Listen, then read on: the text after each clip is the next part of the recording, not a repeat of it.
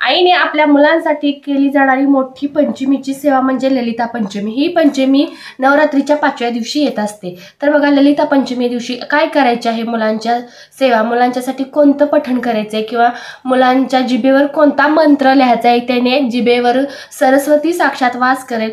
आई भगवद्गीतेचा आशीर्वाद तर मिळूनच जातो, पण साक्षात सरस्वतीचा वास करण्यासाठी आपण बीज मंत्र मुलांच्या जिभेवर मधाने, तुळशीच्या कांडीने किंवा सोन्याचे तुमच्याकडे काही रिंग आपले कानातले असते त्याच्या कांडीने काढले तरी हरकत नाहीये। प्रत्येकाकडे सोनं असतं असं नाहीये, पण तुळस मात्र प्रत्येकाच्या दारात असते।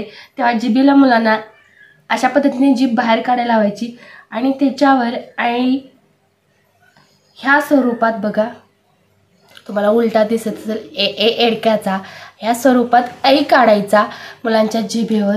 त्यानंतर अजून एक काम करायचं आणि एक परत त्याच्यावर टिपका मधाचा ठेवायचा। वाणी मधुरमे आई काढल्यामुळे सरस्वतीचे हे बीज मंत्र आहे, प्रगती होते आरोग्यात, शैक्षणिक पात्र येते। मग तो मुलगा कुठलीही परीक्षा देऊ दे, PhDची देऊ दे, डॉक्टरीची देऊ दे, छोट्यापासून मोठ्यापर्यंत ह्याला वयाची बंधनं नाही आहेत। आईसाठी मूल हे लहानच असतं, मग ते कितीही मोठं झालं तरी त्याला तो शिकत आहे, कुठलीही पोस्टची तो परीक्षा देत असेल किंवा देणार असेल, काही असेल, पण ही सेवा करा आईनो, माता भगिनीनो। आपण मुलांच्यासाठी एक देवीच असतो, माता असतो, आणि हा उपाय ललिता पंचमीला केला की आपल्या मुलांच्या जिभेवर खरंच ललिता वास राहते, म्हणजेच आई सरस्वतीचा वास राहतो आणि मुलांच्या प्रगतीत तुम्हाला निश्चितच जाणवेल। जर प्रत्येक महिन्याला हा उपाय करत जा, ललिता पंचमी प्रत्येक महिन्याला असते, परंतु काही गोष्टी अशा उत्सवात केल्या तर खूप त्याची भरभराट प्रतिसाद मिळतो। तर तुम्ही निश्चितच हा उपाय करून अनुभव सांगा। अवधूत चिंतन श्री गुरुदेव दत्त सद्गुरु श्री स्वामी समर्थ ह्याचं संपूर्ण स्पष्टीकरण कालच्या व्हिडिओमध्ये केले आहे। तर बघा, कालच्या सुद्धा व्हिडिओत स्पष्टीकरण सांगितलेले आहे, तरीही सांगते। आपल्या शेजारी मुलांना घ्यायचं, समोर मुलांना ओवळायचं, त्याच्यानं नुसतं ऐ काढायचं म्हणून ऐ काढायचं नाहीये। आपण एक ताईंनी सांगितले किंवा केंद्रात तर सांगतच असतात, परमपूज्य गुरु माऊलींच्या हितगुजानुसार प्रत्येक ललिता पंचमीच्या 4 दिवस आधी हा उपाय करायला मेसेज केंद्रातून येत असतो, किंवा तुम्ही ग्रुपला ॲड असाल प्रत्येक तुमच्या गावच्या केंद्रात तर तुम्हाला माहीत असतं, तंत्रपणी सेवा मार्गातून छोटासा मेसेज पाठवलेला असतो की आईने मुलांच्यासाठी करायची असणारी सेवा। तर एवढंच नसतंय, तर सेवा करताना आपल्या मुलाला एक त्याच्या शारीरिक बदल होण्यासाठी स्वच्छ कपडे घालायला लावायचे, त्याला शांत असला पाहिजे, किरकिरी नाही त्याला त्यावेळेस करायला लावायची। कारण लहान मुलांच्या बाबतीत सांगते, मोठी मुलांना एक समजून घेता येतं, सांगता येतं, लहान मुलं नसतात तसे। त्यावेळेस काहीतरी त्यांना शांत बसवून त्या ठिकाणी एक आपण पूजन करतोय ह्या पद्धतीनंच करायचं, त्यांना व्यवस्थित बसवायचं, पुढे त्यांचं पूजन टीका वगैरे लावायचं, मग जीभ बाहेर काढायला लावायची आणि सुरुवातीला सांगितलेल्या ऐ अशा स्वरूपात मधाने लिहायचं आहे, तुळशीच्या कांडीने। सोन्याचा मी आता सांगतच नाहीये, तुळसीनं सगळ्यांनी तुळसीने काढलेला अतिशय उत्तम रुक्मिणीचा वास असणारे, आई लक्ष्मी मातेचे रूप असणारे ती तुळस साक्षात जर आपल्या जिभेवर आणि प्लस माता सरस्वतीचा बीज मंत्र आपण आपल्या मुलांच्या जिभेवर लिहिणार आहोत, त्यामुळे मुलांची निश्चितच प्रगती होते। आणि हे उपाय बरेचसेच ताईंनी केलेले आहेत, त्या ताई सहज सांगतील या उपायाचा परिणाम त्यांच्या मुलांच्यावर कसा झालेला आहे।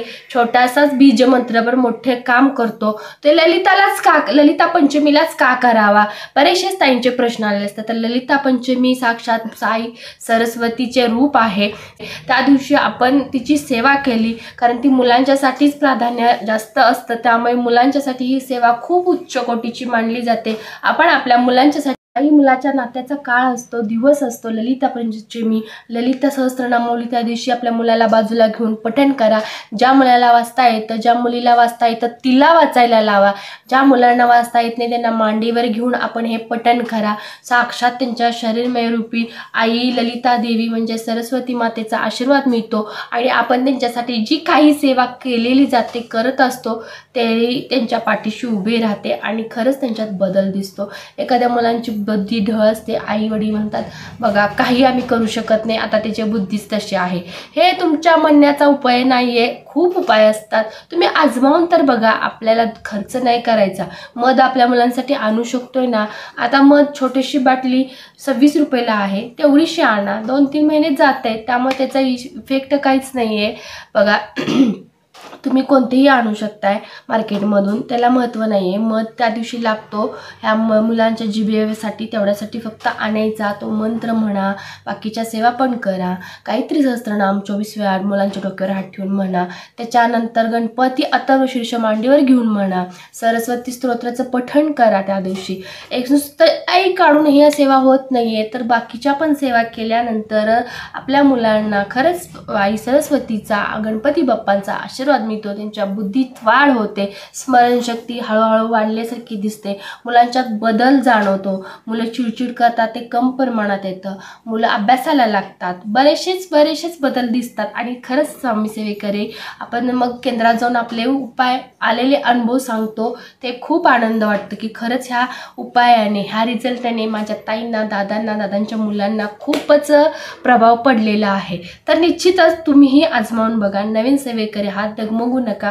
सेवा छोट्या असतात, पण जर छान पद्धतीने पार पाडल्या, मनापासून पार पाडल्या, निश्चितच स्वामी समर्थ महाराजांचा आशीर्वाद मिळतो. त्या पाठीमागे आई भगवद्गीतेचा, आई ललिता मातेचा म्हणजे साक्षात सरस्वतीचा, गणपती बाप्पांचा, नवदेवींचा आशीर्वाद ह्या नवरात्रीत मिळून जातो. म्हणून नवरात्रीत विशिष्ट प्रकारच्या सेवा असतात, विशिष्ट प्रकारचे वाचन असतं, विशिष्ट प्रकारचे पठण असते. दुर्गा सप्तशतीचे प्रत्येकाचे पारायण चालू असेलच, तर मला माहीतच असतं की आपण सेवा केल्याने काही त्याचा परिणाम आपल्या घरच्यांच्यावर होतो, खूप सुंदर पद्धतीने होतो. वाईट शक्तीचा नाश होतो आणि होच काळ असतो वाईटातून चांगल्याकडे जाण्याचा. म्हणूनच ह्या काळात भगवद्गीते आई महिषासुरमर्दिनीने महिषासुराचा वध करून वाईट गोष्टीचा नाश केलेला आहे आणि चांगल्या गोष्टीकडे प्राधान्य दिलेले आहे.